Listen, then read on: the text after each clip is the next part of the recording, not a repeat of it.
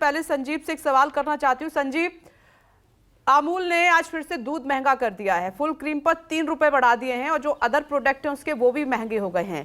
पहले से ही petrol, diesel, सब्जी, दूध, दही, तेल, दाल हम सब के लिए ज्यादा कीमत चुका रहे हैं। बाहर तो यही लगा था कि अंदर सदन में इन्हीं मुद्दों पर बात होगी, लेकिन इस तरफ किसी का ध्यान नहीं है। मुझे लगता है कि इस मुद्दे के सारे जो आम जनता की जो प्रॉब्लम है महंगाई से जुड़ी हुई, वो फिर से ऐसे ही रह जाएगी ठंडे बस्ते में।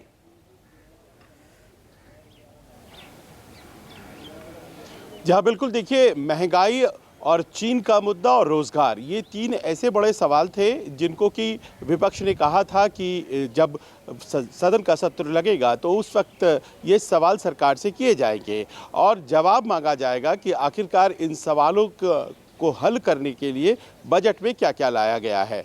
पर देखिए, बात रणनीति की होती है और इस बात की भी होती है कि ये चुनावी वर्ष है, तो ऐसे में मुद्दे चुनने का जो अख्तियार है वो विपक्ष के पास है।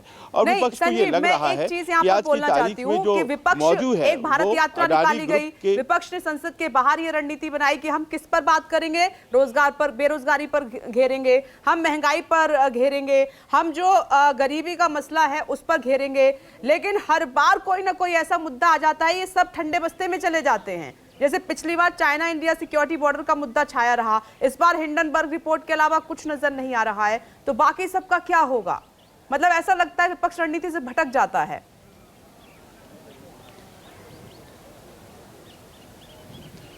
देखिए, ये बात बिल्कुल सही है कि रणनीति के हिसाब से अपने मुद्दे विपक्ष भी चुनता है और विपक्ष को लगता है कि जिससे उसके नंबर ज़्यादा आएंगे उन्हीं मुद्दों को चुना जाए। ये जो मौजूदा मुद्दा है, ये एक उद्योगपति से सरकार के मुखिया को जोड़ता है, ऐसा विपक्ष को लगता है। तो इससे बड़ा मुद्दा और क्या हो सकता है? राहुल गांधी अपनी सभाओं में जिस व्यक्ति का नाम बार बार लिया करते थे, जिस उद्योगपति का नाम बार बार लिया करते थे, आज की तारीख में कांग्रेसी कर रहे हैं। देखिए, राहुल गांधी ने तो पहले से ही आगाह कर दिया था और ऐसा तो होना ही था। तो ऐसे में विपक्ष को ये लग रहा है कि ये मुद्दा बाकी तमाम मुद्दों से ज़्यादा बड़ा मुद्दा है और ऐसे वक्त हाथ लगा है ये मुद्दा जब सामने 9 राज्यों के चुनाव हैं और उसके तुरंत बाद लोकसभा के चुनाव हैं। जाहिर है, महंगाई पर पहले भी चर्चा हुई, रोजगार के सवाल पर पहले भी चर्चाएं हुई हैं और बजट के संदर्भ में इस पर चर्चाएं होती रहेंगी। तो ऐसा लगता है कि फौरी तौर पर सारा विपक्ष इसी एक मुद्दे के पीछे लामबंद हो गया है और गुंजाइश इस बात की नहीं बन रही है कि कोई सकारात्मक चर्चा उन मुद्दों पर हो जाए जिसकी आप चर्चा कर रही है फौरी तौर पर। और इसीलिए आज भी सदन चल पाएगा और बहस हो पाएगी इन मुद्दों पर, लगता नहीं कम ही संभावना नजर आ रही है। जैसे कि संजीव भी कह रहे हैं कि एक मुद्दा फिर से हाथ लग गया है जिसमें कोई और मुद्दा नजर नहीं आएगा, संभावना यही नजर आ रही है। मेरा सवाल आपसे ये है कि क्या विपक्ष अपनी रणनीति से भटककर सरकार का रास्ता हर बार साफ कर देता है सदन में?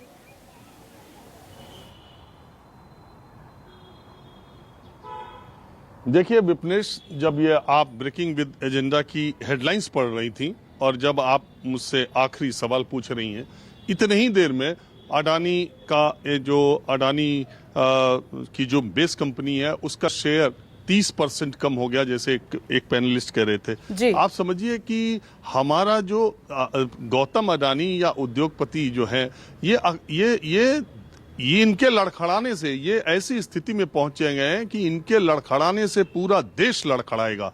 और इससे बड़ी खबर क्या हो सकती है कि हमारा जो सबसे बड़ा उद्योगपति है वो अपने सबसे बुरे दौर में पिछले 1 हफ्ते में पहुंच चुका है। और एक रिपोर्ट, एक जो शॉर्ट सेलिंग कंपनी की रिपोर्ट है हिंडनबर्ग, उसकी एक रिपोर्ट ने इतना ज्यादा नुकसान किया है कि यूएस स्टॉक मार्केट से भी अभी मैंने आपको बताया कि एक बुरी खबर आई है और उसी का इंपैक्ट अभी लग रहा है।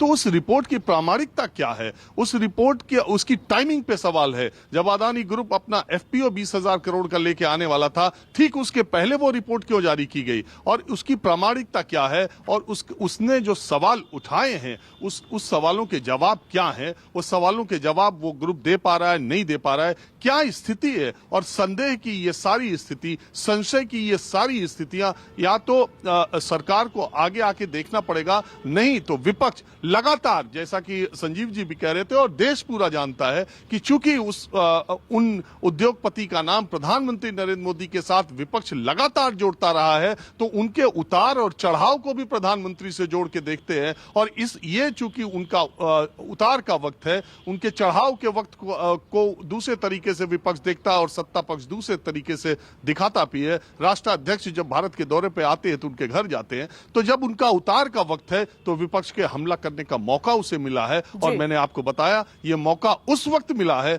जब मैं जहां पर खड़ा हूं, 3 राज्यों के चुनाव अभी पूर्वोत्तर में है, 14-13 दिन के बाद मैं त्रिपुरा में हूं, यहां चुनाव है, इसके बाद कर्नाटक में चुनाव है, इसके बाद लगातार चुनाव है, 10 राज्यों में चुनाव होने, और ये चुनाव 10 राज्यों के खत्म होंगे, तुरंत लोकसभा का चुनाव होगा। तो देश 2024 के मूड में जा चुका है। प्रधानमंत्री को घेरने का कोई ठोस मुद्दा नहीं मिल रहा था। अब ये जो आर्थिक जो हमारे सेंसेक्स में उठापटक है, जो ये लगातार एक समूह की जो गिरावट है, उसको विपक्ष एक उसको मौका हाथ लगा है, एक उसे हथियार के तौर पर अभी इस्तेमाल कर रहा है। नीरज जी 30 सेकंड जल्दी से रिस्पॉन्ड कीजिए।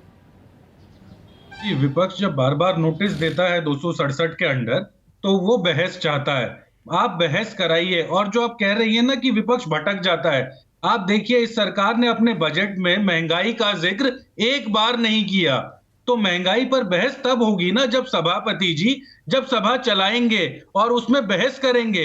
हम तो कह रहे हैं आप बहस करिए। देश के जो ज्वलंत मुद्दे हैं, आज एक इंडस्ट्रियलिस्ट अगर गिर रहा है तो मुद्दा वो नहीं, मुद्दा यह है कि एसबीआई एलआईसी का जो पैसा है, जो गरीब का पैसा है, वो फंसा हुआ है। आलोक जी इस पर जवाब दीजिए। आपने पॉइंट उठा दिया, नीरज जी उठा दिया, मैं इसी पर जवाब देने वाली थी। इसी पर जवाब देने वाली थी। आलोक इसी पर जवाब दीजिए, क्योंकि उसमें आम जनता का पैसा इन्वेस्ट हुआ है। यह है सबसे बड़ी चिंता की बात, और इस पर आप बात नहीं करना चाह रहे हैं। हिंडनबर्ग की रिपोर्ट है, पहले तो उसकी प्रामाणिकता क्या है ये अभी तक सिद्ध नहीं हुई है, और लगातार अडानी ग्रुप से उनको जवाब दिया जा रहा है। तो पहले इसकी प्रामाणिकता तो पहले सिद्ध होने दीजिए कि ये, और जब कभी भी इस तरीके का अगर रिपोर्ट आता है तो सेंसर एक बड़ा सेंसिटिव जगह है, वो इन रिपोर्टों से इफेक्ट हो जाता है और इससे धड़ाम नीचे आ जाता है या ऊपर चला जाता है। तो पहले अभी उसकी जो अडानी ग्रुप रिप्लाई दे रहा है उसको, और उसकी प्रामाणिकता तो सिद्ध होने दीजिए। इसके पहले ही आप उसके ऊपर लांछन लगा रहे हैं, और मोदी जी को तो आप शुरू से गुजरात के समय से अडानी जी से जोड़ के देख रहे हैं। तो चलिए ठीक है, वक्त इतना ही था, लेकिन मैं आखिर में यही कहूंगी कि संसद को सुचारू रूप से चलाने की जिम्मेदारी सत्ता पक्ष और विपक्ष दोनों की बनती है। तो दोनों मिल बैठकर बात करें, सोचें कि कैसे इस संसद को चलाना है, जिसमें देश की जनता का वक्त पैसा दोनों लग रहा है। ये अपनी सियासत के लिए बर्बाद नहीं किया जा सकता। आप सभी का शुक्रिया। एक छोटा सा ब्रेक, फौरन लौटेंगे। देखते रहिए न्यूज़ 24।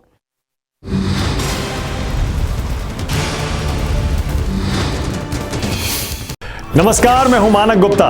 अगर आपको हमारा ये वीडियो पसंद आया हो तो इसे लाइक और शेयर जरूर करें, और हां, हमें सब्सक्राइब और फॉलो करना ना भूलें, ताकि आप देश और दुनिया की कोई खबर मिस ना करें।